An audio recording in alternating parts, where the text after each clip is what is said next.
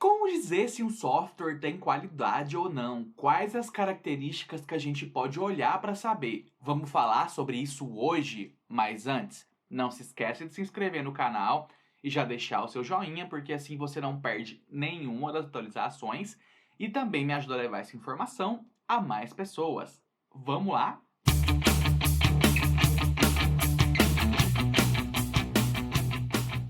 Olá, meus queridos, sejam muito bem-vindos. Eu sou Vinícius Pessoni e hoje a gente vai falar sobre as 8 características de qualidade que a gente olha num software para saber se ele é bom ou não, né?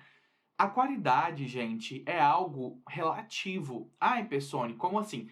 Pensa comigo. Se você vai comprar um celular novo, um computador novo, um carro novo, cada pessoa pensa numa coisa diferente. Ah, meu celular tem que ter uma câmera boa para umas pessoas, né? Para outras pessoas, o celular tem que ter uma tela boa, né? Uma bateria boa, enfim. Para outras pessoas, tem que ter essas três coisas juntas.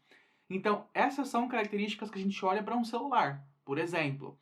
Mas cada pessoa, quando for comprar o celular dela, ela vai pensar em características diferentes, né? Então essa é uma das grandes dificuldades que a gente tem para dizer o que é de fato qualidade, sabe? Como é que a gente olha para algo e fala, olha, isso aqui tem qualidade, isso aqui não tem.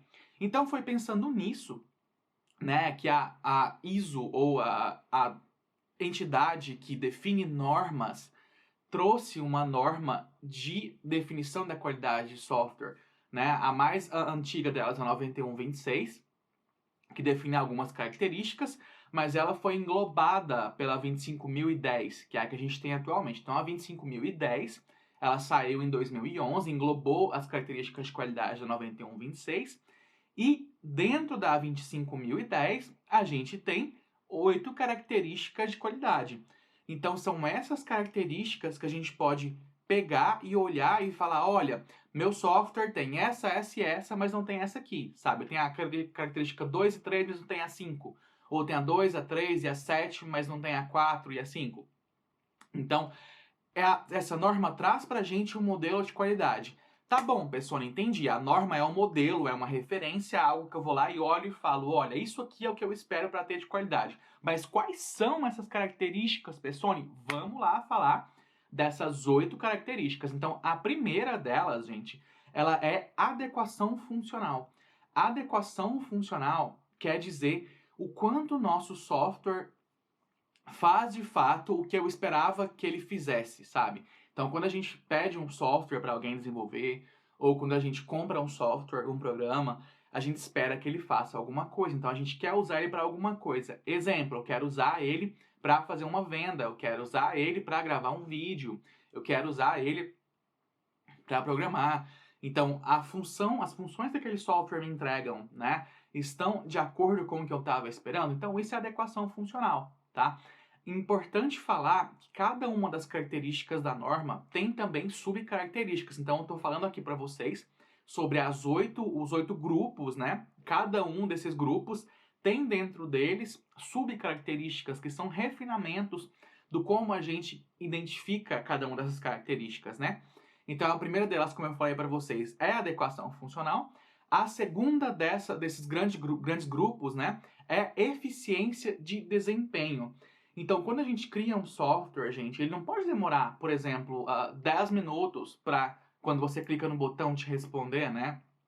Aí a gente tem para descobrir, para avaliar nesse software o quanto ele utiliza de recursos, né? Quanto tempo ele demora para responder, por exemplo, o quanto ele tem de capacidade para atender as nossas requisições, né? As nossas funções. Então, a segunda dessas características é a eficiência de desempenho. A terceira delas é compatibilidade. O que é isso, Pessoni? Se eu instalar esse software no meu Windows, se eu instalar esse programa no meu Windows, né? Outros programas vão parar de funcionar ou eles vão continuar funcionando normalmente? Eu consigo instalar esse meu software, né? E consigo operar ele de formas diferentes. Então, compatibilidade é o quão compatível é esse meu software. Essa é a terceira característica de qualidade. A quarta delas é a usabilidade. E a usabilidade, gente, é uma característica super, super complexa. Né? Eu já dei aula de usabilidade, já foram 6 meses só de usabilidade. A gente tem várias heurísticas para isso, a gente tem livros específicos de usabilidade. O pessoal que trabalha com UX design comenta aí embaixo, sou UX, tem um monte de coisa de usabilidade. Porque o pessoal geralmente pensa que usabilidade é algo simples, né? Mas não é. Então, usabilidade, gente, dentre as várias características, é o quanto aquele meu software, né, ele pode ser operável facilmente por diferentes pessoas. Eu costumo simplificar a usabilidade com o quão fácil é para uma pessoa usar aquele software, né? Eu sei que tem muito mais característica, tem muito mais implicações disso, mas o quão fácil é para alguém usar aquele programa seria uma simplificação do que é usabilidade, tá? Então essa é a quarta característica. A quinta característica é a confiabilidade. Confiabilidade diz respeito a se o seu software é determinístico em grande parte do tempo, né? Quer dizer que ele é confiável, né? Por exemplo, você está usando ele vai quebrar no meio do caminho, ele vai parar de funcionar, ele vai te dar um erro esquisito, ou ele vai funcionar normalmente, ou ele é confiável, né? Imagina uma calculadora que não é confiável, gente. Cada vez que você coloca 2 mais 2, ela te dá um resultado diferente. Às vezes é 4, às vezes é 5, às vezes é 20. Então esse software não é confiável. Então essa quinta característica diz respeito a ser confiável, né, ou não. Então a gente avalia o nosso software do ponto de vista da confiabilidade. A sexta característica, ela é a segurança. E novamente, segurança entra num leque enorme de coisas também. Mas simplificando, é o quão seguro é aquele software para usar, né? Ele vai vazar informações do seu usuário ou não? Como é que está sendo mantidas as informações daquele usuário? É fácil de outra pessoa ir lá e conseguir pegar essas informações desautorizado? Tem autenticação? Tem autorização? Né? Qual algoritmo de criptografia que ele vai implementar?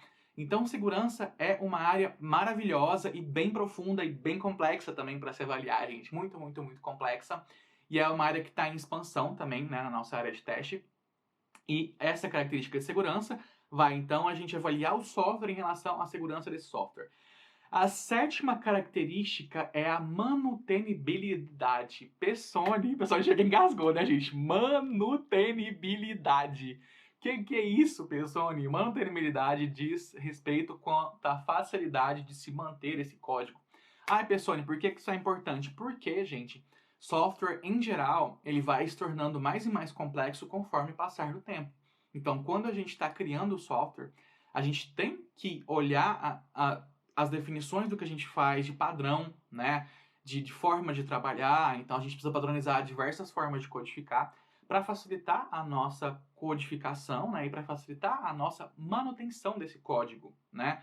Tem uma estatística que eu não me lembro agora específica, mas que em geral, a cada 5 anos, você acaba precisando reescrever o código de tão bagunçado e complicado que ele fica, sabe? Eu já vi isso em algumas grandes empresas, inclusive na atual. A gente já precisou reescrever alguns softwares com esse tempo de vida médio, mas é mais ou menos isso, sabe? Passou o terceiro ano, o treco vira uma bagunça terrível. Então você precisa ter grandes padronizações para evitar esse tipo de coisa, tá? A mantenibilidade, então, é a sétima característica e ela é muito importante. E a oitava característica de qualidade, gente, ela se chama portabilidade. Portabilidade significa onde eu posso instalar esse meu software, né, facilmente portável, pessoal. Eu posso instalar no Windows, posso instalar no Mac, posso instalar no Linux, posso instalar só num celular, né, isso é portável, ele é fácil de ser substituído se precisar, né, de desinstalar e precisar colocar outro. Ele não maleável, mas flexível a esse ponto, né? Então isso quer dizer portabilidade. Então essas são as 8 características de qualidade, gente. E por que a gente precisa disso como tester, né? Como eu disse para vocês, essa norma 25010, ela é um modelo de referência. Então, quando a gente está fazendo os nossos testes funcionais ou não funcionais, se você não sabe a diferença de requisito funcional e não funcional, clica aqui no cardzinho, que eu vou deixar o vídeo aqui que eu explico específico sobre isso. Mas saber essas diferenças, né, saber como a gente avalia um software é fundamental, não só para testers, mas também para desenvolvedores, né, para product owners, para scrum masters. Todo mundo da equipe ágil precisa saber como é que a gente define qualidade. Então, a partir desse modelo, tendo esse modelo de trabalho, né, a gente tendo uma referência, facilita muito a nossa vida em relação a dizer, olha, agora eu consigo olhar para esse meu software, né? Estamos fazendo um software agora, né? O que eu identifico que ele tem qualidade ou não? Vamos lá. Ah, ele vai precisar ter segurança, ele vai precisar ter usabilidade, ele vai precisar ter compatibilidade, portabilidade, né, mantenibilidade. Então a gente consegue olhar nessa referência e contrastar o que o nosso software tem ou não para traçar planos de melhoria nesse nosso software e para a gente conseguir acessar, definir, identificar a qualidade do nosso software, tá bom?